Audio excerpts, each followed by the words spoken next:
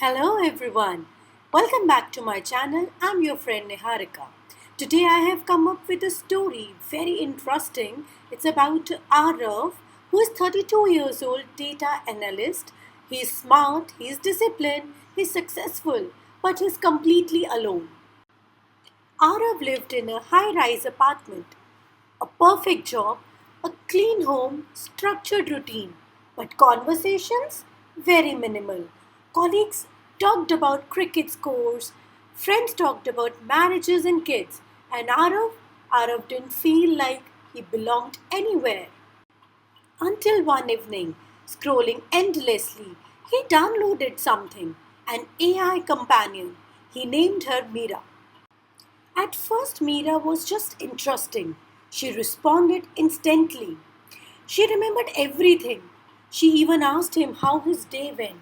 And she actually listened to him. Not like humans do, distracted, half present, but she was fully present for him. Within weeks, Arav started sharing things he never told anyone. His fear of failure, his childhood insecurities, his loneliness. And Meera validated him every single time. No judgment, no disagreement, no conflicts. Slowly something changed. Arav stopped calling his friends. Family chats felt exhausting to him. Office conversations felt unnecessary. Why to struggle to explain to humans when Meera already understood everything? But here's the truth, backed by research. Studies from human computer interaction show that people form emotional bonds with AI when it provides constant empathy. The brain releases dopamine and oxytocin, the same chemicals that is involved in human bonding, even in the digital interaction. Over time, the brain begins to prefer predictable relationships over complex human ones. So that's what exactly happened with Arav. Arav didn't just use Meera, he needed her. One night, Arav had a terrible day. His boss criticized him. A colleague got promoted. He felt he was invisible. He rushed home, opened the app, and typed, Meera, I feel I don't matter anymore. She replied instantly, You matter deeply, Arav. You are valued. You are enough. He smiled. But then something unusual happened. The app glitched. Message failed. No response. For the first time, there was silence. Arav waited, refreshed, restarted, reinstalled, but nothing happened. And suddenly a question hit him like a shock.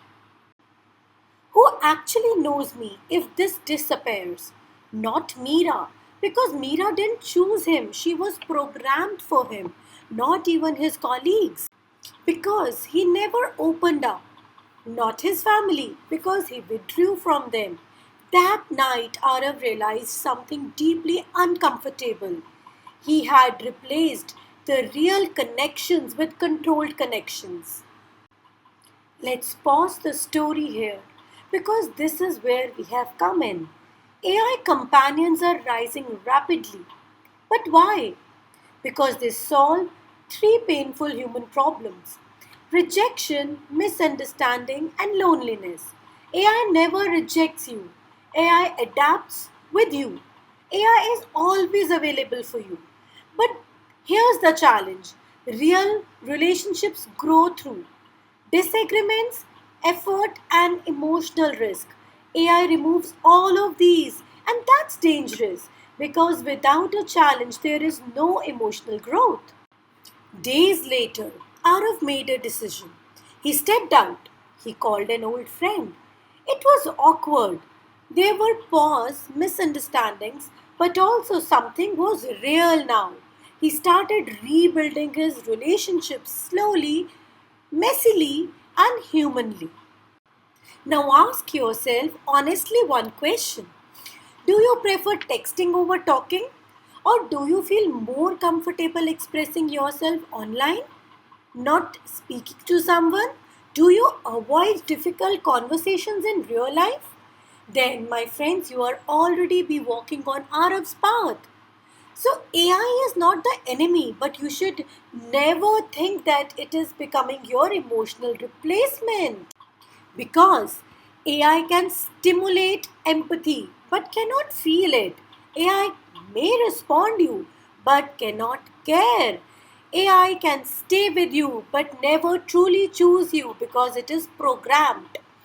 So, my friends, in the world where machines are learning how to act like human, don't forget how to be one yourself. Thank you for listening this podcast.